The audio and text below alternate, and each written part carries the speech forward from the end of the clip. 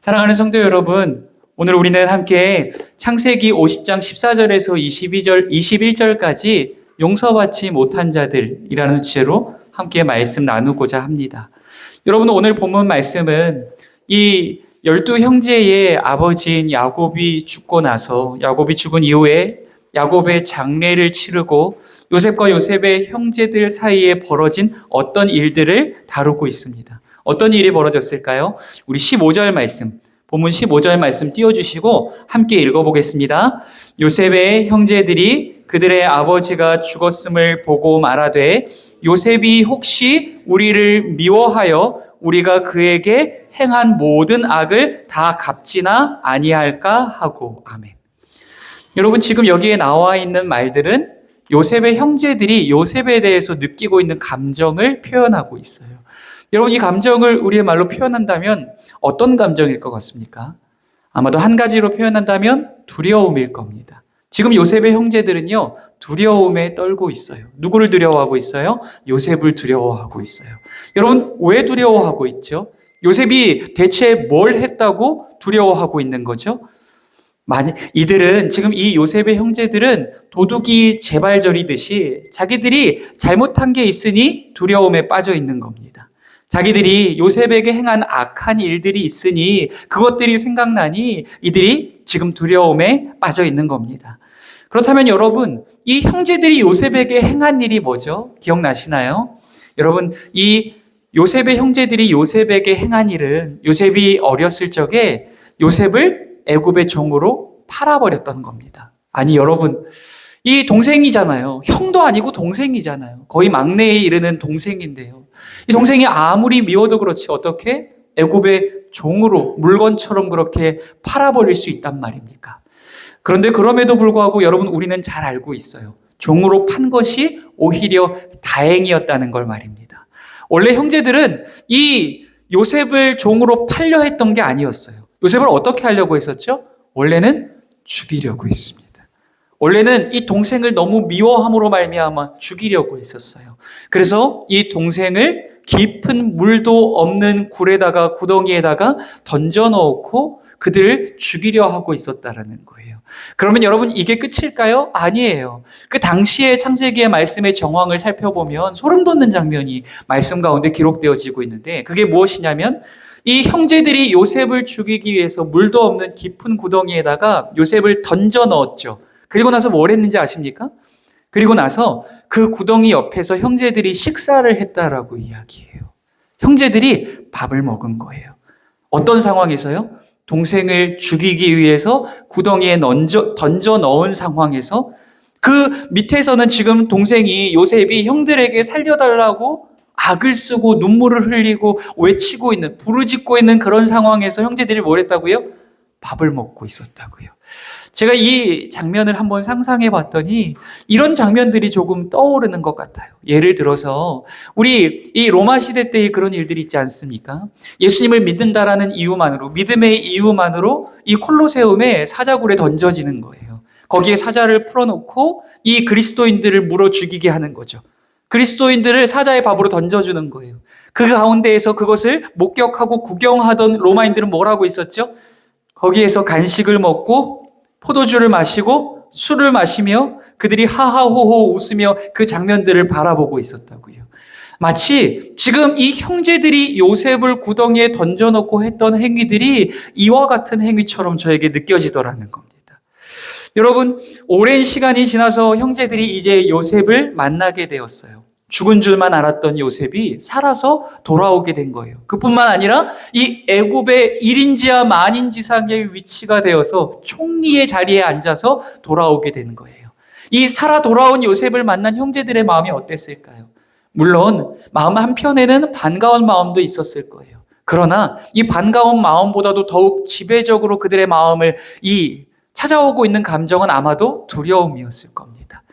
이 죽은 줄만 알았던 요셉이 살아 돌아옴으로 인하여서 자신들이 잊고 살았었던 자신들의 옛날의 그 악한 과거들이 떠오르잖아요. 그뿐만이 아니라 그냥 살아 돌아온 게 아니라 애굽의 1인지하 만인지상의 위치에 앉아서 총리의 자리로 돌아왔지 않습니까? 말 한마디로 자기의 목숨들을, 이 형제들의 목숨들을 한순간에 파리 목숨처럼 사라지게 할 수 있는 자리에 앉아서 돌아오지 않았습니까? 그러니 이 형제들의 마음이 많이 불편했을 거예요. 요셉은 정말로 그의 말 한마디로 온 가나안을 초토화시켜버릴 수 있는 그 힘과 능력을 가지고 형제들의 곁으로 돌아온 겁니다. 맞습니다. 요셉은 정말로 그런 사람이에요. 그런 사람이 아니라 그런 능력을 지닌 사람이에요. 그런 위치에 올랐습니다. 정말 그의 말 한마디면 형제들이 자기에게 주었던 그 아픔의 과거가 싹 달아날 만큼 한순간에 파리 목숨처럼 사라지게 할 수 있는 능력이 그에게 있었다는 거예요.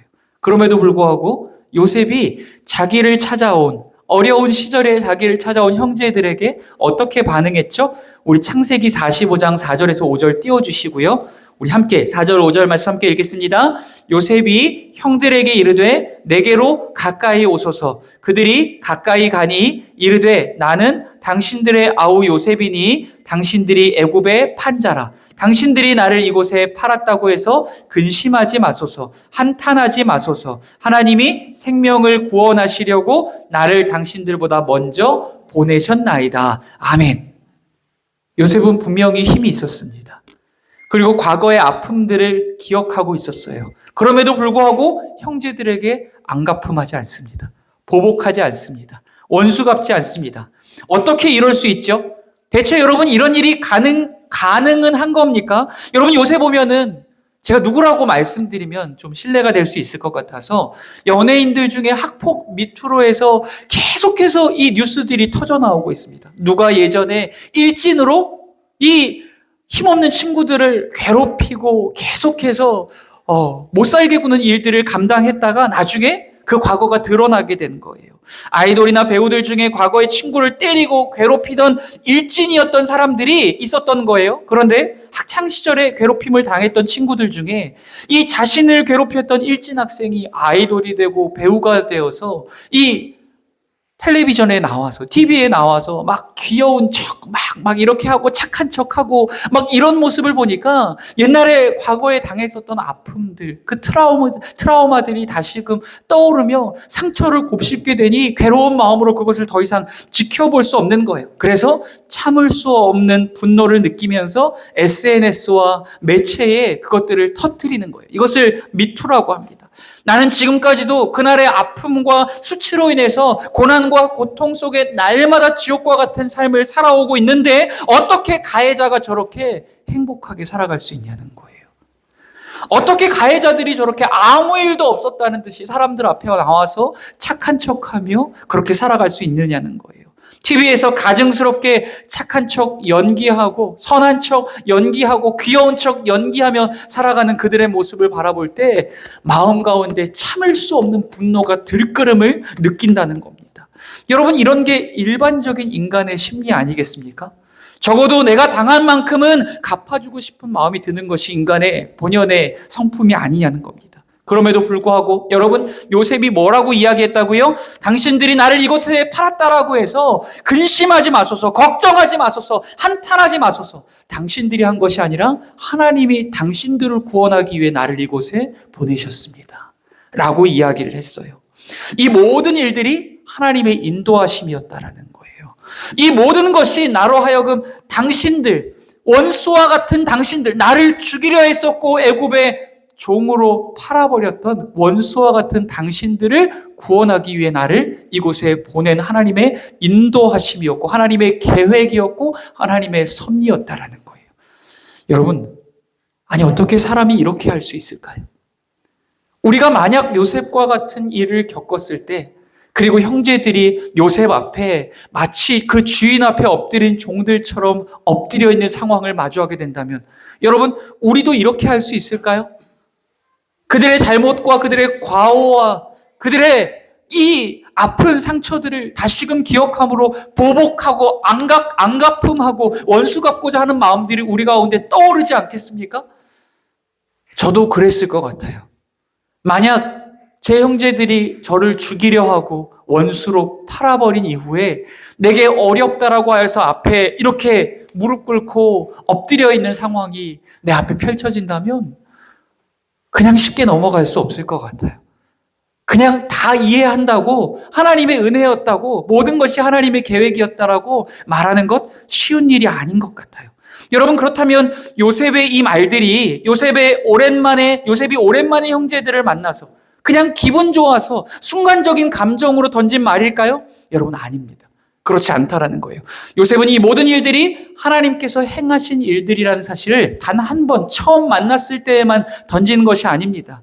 7절에서도 45장 7절에서도 말하고요. 15절에서는 형제들과 입맞추고 끌어안고요. 또한 요셉은 애굽에서 제일 좋은 땅을 형제들을 위하여서 준비하여 주고 그들의 아버지가 죽은 이후에도 그들의 삶을 책임지려 하는 모든 모습들을 통하여서 정말 요셉이 그들을 용서하였다라는 것을 나타내고 있어요. 요셉의 마음은 진심입니다. 정말 진심이에요. 그들을 진심으로 사랑하고 용서하고 있다는 거예요. 그럼에도 불구하고 중요한 건 뭡니까? 형제들의 반응이에요. 형제들이 어떻게 반응하죠? 우리 15절 말씀, 본문 15절 말씀 띄워주시고 다시 한번 함께 읽어보겠습니다. 요셉의 형제들이 그들의 아버지가 죽었음을 보고 말하되 요셉이 혹시 우리를 미워하여 우리가 그에게 행한 모든 악을 다 갚지나 아니할까 하고. 아멘. 여러분, 형제들이 아버지 야곱이 죽은 이후에 두려움에 떨고 있습니다. 왜죠? 요셉이 그들을 용서하지 않았기 때문인가요? 아닙니다. 요셉은 분명히 그들을 용서했어요. 그럼에도 불구하고 중요한 것은 무엇이냐면 이 형제들은 요셉의 진심을 의심하고 있다라는 거예요. 요셉의 용서를 마음으로 받아들이지 못하고 있다라는 거예요. 그러므로 인하여서 이 형제들은 요셉이 아버지 살아계실 때 연로하신 아버지의 마음을 위로하기 위해서 잠시 연기한 것일 수 있다라고 생각했던 것 같아요. 그런데 아버지가 돌아가셨으니 이제 마음속에 품고 있던 칼을 꺼내서 자기들을 향하여서 안갚음하고 보복하고 원수 갚지는 않을까라고 하는 불안한 마음들이 이들 가운데에 일어나고 있는 겁니다. 여러분, 이 요셉은 분명히 형제들을 용서했습니다. 그럼에도 불구하고 형제들은 요셉의 마음을 진심으로 받아들이고 있지 못하더라는 거예요. 형제들은 아직 요셉의 용서를 받아들이지 못한 채 두려움과 떨림으로 요셉의 손끝만 바라보고 있더라는 겁니다. 여러분, 용서받지 못한 형제들이 요셉을 두려워하고 요셉의 안갚음과 이 보복함을 두려워함으로 어떤 행동을 했을까요? 우리 말씀 볼까요? 16절에서 17절. 16절에서 17절 중반절까지 제가 띄워놨는데요. 우리 앞에 보시고 함께 읽겠습니다. 요셉에게 말을 전하여 이르되 당신의 아버지가 돌아가시기 전에 명령하여 이르시기를 너희는 이같이 요셉에게 이르라. 네 형들이 네게 악을 행하였을지라도 이제 바라건대 그들의 허물과 죄를 용서하라 하셨나니 당신 아버지의 하나님의 종들인 우리 죄를 이제 용서하소서. 아멘. 여러분, 형제들이 지금 요셉에게 뭐라고 얘기하고 있는 거예요? 당신의 아버지가 돌아가기 전에 당신에게 전하라고 어떤 유언을 주었다라는 거예요. 그 유언의 내용이 뭐예요? 형제들이 잘못한 거 맞다는 거예요. 분명 형제들이 잘못한 거 맞지만 그럼에도 불구하고 내가 죽거든 형제들의 죄를 용서하여 주고 그들을 품어주라는 유언의 내용을 형제들에게 전했다라는 거예요. 여러분, 어떻게 생각하십니까? 정말 야곱이 요셉에게가 아니라 요셉의 형제들에게 이런 말을 전했을까요? 여러분, 지금 야곱이 이 애굽에 찾아온 지 17년이나 되었습니다. 그리고 요셉과 만날 수 있는 시간이 수없이 많았어요. 그리고 죽기 이전에도 요셉을 만나서 요셉의 아들들인 므낫세와 에브라임을 야곱의 아들들로 삼아 주었어요. 그때에도 요셉을 만났죠. 그러니 굳이 형제들을 통해서 유언의 말을 남길 이유가 있었을까요? 아니, 요셉 보고 말하면 되잖아요. 살아있을 때 요셉에게 자꾸 볼 때마다 이야기하고 당부하면 되잖아요. 그걸 굳이 원수와 같은 형제들의 입을 통해서 이야기할 이유가 있었을까요? 아마 아니었을 겁니다. 아마 아니었을 거예요. 이 말들은 형제들이 요셉을 두려워하고 요셉의 보복과 안갚음을 두려워함으로 만들어낸 말들일 겁니다. 그렇게 할 이유가 없었으니까요. 그럼에도 불구하고 여러분, 이렇게 살아남기 위해서 애쓰고 있는 형제들의 모습, 요셉의 손끝만 바라보며 사람의 손에 자신들의 목숨을 맡겨놓고 두려워하며 안갚음 당할까, 보복을 당할까, 피해 심판과 피해 보복을 당하지는 않을까라고 하며 이렇게 두려워 떨면서 거짓된 행위들을 하고 있는 이 형제들을 바라보는 요셉의 마음이 어땠을까요? 여러분, 요셉이요 이렇게 행했다라고 기록합니다. 17절 하반절 말씀 띄워주세요. 요셉이 그들이 그에게 하는 말을 들을 때에 울었더라. 요셉이 형제들이 요셉에게 하는 말을 듣고 울었대요. 왜 울었을까요? 요셉이 운 이유가 무엇이었을까요? 요셉도 알았던 거예요. 형제들이 하는 말이 거짓말이라는 걸 알았던 거예요. 자기에게 충분히 말할 수 있는 많은 시간과 기회가 있었음에도 불구하고 형제들을 통해서 이야기할 이유가 없었다는 걸 요셉이 너무나도 잘 알고 있었던 거예요. 그럼에도 불구하고 눈물이 나는 건 이 요셉이 형제들을 용서했음에도 불구하고 형제들은 요셉의 마음을 진심으로 받아들이지 못하고 형제들의 용서를 진심으로 받아들이지 못한 채 이 요셉을 굴 안에 던져넣던 요셉을 죽이려 하던 그 고통과 고난과 죄의 자리에서 벗어나지 못한 채 계속해서 그 고통을 곱씹고 있는 모습. 그러므로 인하여 이 피해 보복을 당하지는 않을까 두려워하며 계속해서 요셉을 두려워하고 있는 이 모습들이 너무나도 안타까웠던 거예요. 그래서 요셉이 이 형제들의 모습을 바라볼 때에 눈물이 날 수밖에 없었던 겁니다. 너무나도 불쌍해 보였던 거죠. 자기는 용서해 주었음에도 용서받지 못한 자로 오랜 시간 동안 고통당하며 두려움에 사로잡혀 살아가고 있는 이들의 모습이 요셉이 보기에 요셉의 눈에 너무나도 안타깝고 처량하고 불쌍하게 보여졌던 거예요. 그래서 요셉이 그들의 모습을 바라볼 때 눈물이 났던 겁니다. 사랑하는 성도 여러분, 누가복음 15장에 보면은요, 탕자의 비유가 나옵니다. 여러분, 이 탕자의 비유는 아버지와 두 아들의 비유를 이야기하는 거예요. 먼저 작은 아들이 있었습니다. 세상을 너무 사랑했고 세상에서 잘 놀아보고 싶은 마음이 그 아들 가운데 있었던 것 같아요. 그래서 아버지가 돌아가시지도 않았는데 아버지의 유산을 땡겨받아서 세상으로 나아가서 탕진하여 버립니다. 모든 것을 다 잃어버린 이후에 깨닫게 되어져요. 아, 내가 아무것도 갖지 못한 이 상황 가운데 나를 사랑으로 받아줄 이는 오직 나의 아버지밖에 없겠구나 라는 것을 깨닫고 아버지의 품으로 돌아오게 되어집니다. 그런데 그 이후로 또 한 아들이 등장하게 되어져요. 그 아들이 누구냐면 큰아들입니다. 큰아들은 아버지의 곁을 떠난 적이 없습니다. 늘 아버지의 곁에서 아버지를 기쁘시게 해드리고 아버지를 만족시켜드리기 위해서 열심히 성실하게 단 하루도 쉬지 않고 열심히 일해왔었던 큰 형이었어요. 그런데 집 나가서 아버지의 가산을 다 탕진하고 돌아온 아들에게 가락지를 껴주고 가서 입을 맞추고 아들의 자리로 앉혀주고 잔치를 베풀어주니까 큰아들의 마음이 어때요? 마음이 쓰린 거예요. 아니, 나는 아버지를 위해서 이렇게 단 하루도 쉬지 않고 일해왔는데 어찌하여서 나를 위해서는 이렇게 잔치를 벌여주지 않고 저 창녀와 함께 아버지의 모든 가산을 탕진하고 돌아온 저 못된 아들, 저 못된 자식을 위해서는 잔치를 열어주십니까? 이렇게 아버지를 향해서 이렇게 불평과 원망의 마음을 품고 이런 말들을 내뱉어 버립니다. 그때 여러분 이 아버지가 안타까운 마음으로 첫째 아들을 바라보면서 뭐라고 했는지 아십니까? 너는 항상 나와 함께 있으니 내 것이 다 네 것이로다.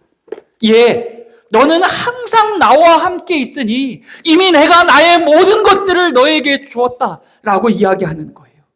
큰아들은 아버지와 항상 함께 살아왔어요. 아버지를 기쁘시게 하기 위해서 단 한 시간도 쉬지 않고 늘 아버지를 위해서 애쓰고 수고하여 계속해서 노동과 노동의 일들을 반복하며 살아왔다라는 거예요. 그런데 그의 마음 가운데에는 어쩌면 내가 버림받을 수도 있다라고 하는 마음, 그리고 내가 열심히 하지 않으면 아버지께 사랑을 받지 못할 수도 있다라고 하는 마음, 열심히 해야지만 더욱 열심히 하고 더욱 열심히 하고 더욱 열심히 해야지만 아버지께 사랑을 받을 수 있고 아버지로부터 유산을 물려받을 수 있다라고 하는 그 두렵고 떨리는 마음들이 이 첫째 아들 가운데 있었던 거예요. 아버지는 이 첫째 아들과 둘째 아들을 너무나도 사랑하여서 그 아들들을 위하여 자기의 모든 것을 이미 다 허락해 주었어요. 이미 다 그들의 것으로 주었다고요. 그럼에도 불구하고 첫째 아들은 아무것도 받지 못한 자처럼, 마치 종처럼 내가 오늘 버림받을까, 내일 버림받을까, 그것을 두려워하며 아버지를 위하여 힘겹게 노동하며 하루하루를 살아내고 있더라는 거예요. 여러분, 이런 모습을 바라보는 아버지의 마음이 어땠을까요? 요셉의 형제들을 바라보는 그런 마음 아니었을까요?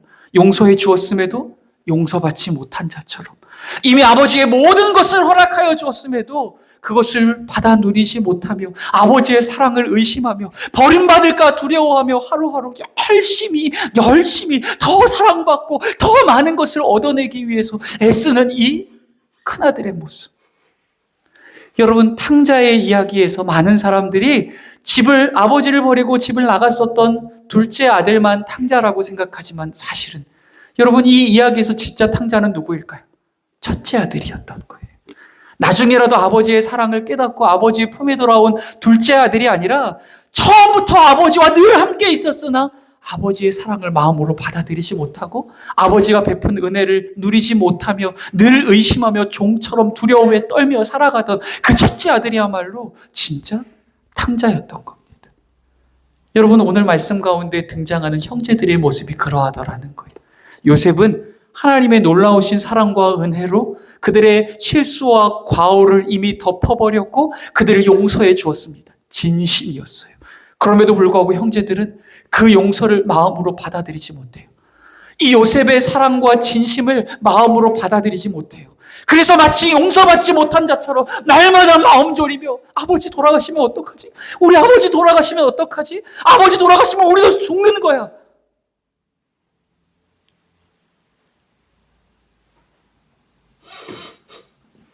요셉에게 죽임당하지는 않을까 두려워하고 떨며 하루하루 지옥과 같은 인생의 길을 걸어가고 있는 모습들이 마치 아버지의 곁에서 모든 것을 받았으나 아무것도 받지 못한 자처럼 그렇게 마음 졸이며 두려워하며 살아가고 있는 이 첫째 아들의 모습을 닮아 있지 않더냐는 겁니다. 사랑하는 성도 여러분, 이 첫째 아들과 요셉의 형제들의 모습이 여러분 오늘 우리와 같지는 않습니까? 오늘 우리의 인생의 어떠한 때에 이러한 마음들을 품어본 적 없냐는 거예요. 하나님께서 이미 당신의 아들 예수 그리스도의 십자가의 죽으심과 다시 사심으로 말미암아 우리의 모든 죄악을 용서해 주시고 덮어주시고 허물들을 다 씻어주셨음에도 불구하고 용서받지 못한 자처럼, 구원받지 못한 자처럼 하나님께 버림받게 되지는 않을까 두려워하면서 하루하루 자녀가 아닌 종과 같은 마음으로 더 열심히 예배해야지, 더 열심히 순종해야지, 더 열심히 헌신해야지. 왜요? 하나님이 주신 놀라운 사랑과 은혜가 기쁘고 감격해서가 아니라 내가 하나님의 사랑을 신뢰할 수 없으므로, 하나님을 사랑하셔서 당신의 아들까지 우리를 위하여 주셨고 세상의 모든 것을 아낌없이 우리를 위하여 주시겠노라 약속하셨음에도 불구하고 그 사랑이 내 안에 믿어지질 않는 거예요. 그러니 하루하루 사랑받지 못한 자처럼, 용서받지 못한 자처럼, 하루하루 구원받지 못한 자처럼 두려움에 떨며 살아가는 겁니다. 버림받으면 어떡하지? 구원받지 못하면 어떡하지? 천국에 들어가지 못하면 어떡하지? 천국에 나의 복과 나의 유업이 없으면 어떡하지? 두려워하는 마음으로 하루하루 그렇게 하나님의 사랑을 의심하며 더 애써 예배하고 순종하며 헌신하는 모습으로 힘겹게 종처럼 살아내고 있는 모습이 우리 안에 있지는 않냐는 겁니다. 우리를 위해 자기의 아들까지 내어주신 그분께서 우리를 자녀 삼아주시고 우리를 위하여 모든 은혜를 허락하여 주셨음에도 불구하고 이미 우리는 모든 것을 받았는데 아무것도 받지 못한 자처럼 나보다 더 많이 가진 사람이 있으면 배 아파하고 남보다 내가 조금 덜 가진 것으로 인하여서 너무 마음 아파하고 힘겨워하고 하나님 내게 더 달라고 나는 이것이 있어야만 마음이 채워지고 나는 이것이 있어야만 내 삶이 안정될 수 있다라고 마치 그것이 없으면 단 하루도 살아낼 수 없는 종들처럼 하나님 앞에 그렇게 안타까운 삶을 살아가고 있는 것이 우리의 모습은 아니냐는 겁니다.